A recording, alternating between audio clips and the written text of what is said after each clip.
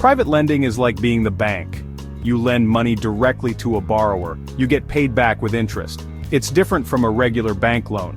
Imagine your friend needs money to start a business. They need $10,000. You could be their private lender. You agree on terms like the interest rate and repayment schedule. Everything is written down in a contract. This protects you and your friend. Now you're a private lender. You are helping someone achieve their dreams. Plus, you're earning a solid return on your money. Why choose private lending?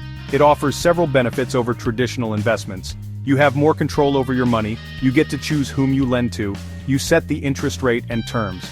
This means you can potentially earn higher returns. Private lending can be less volatile than the stock market. Your returns are not directly tied to market fluctuations. This can provide peace of mind. Another perk is flexibility. You can tailor loans to specific situations. This allows you to help others while growing your wealth.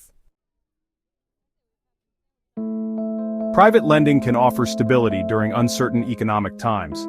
Let's look at an example. Imagine a recession hits. The stock market takes a dive. Real estate values plummet. But you have a diversified portfolio. Part of your portfolio includes private loans. These loans are backed by tangible assets. The borrowers are carefully vetted. Even in a recession, people still need to pay their debts. Your private loans continue to generate income. This helps you weather the economic storm. Private lending can be less volatile than traditional investments. The stock market can be unpredictable. Real estate values can fluctuate.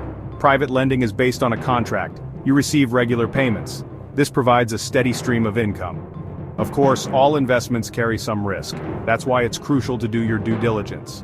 Vet borrowers carefully. With careful planning, private lending can be a stable and profitable addition to your portfolio. It can help you achieve your financial goals.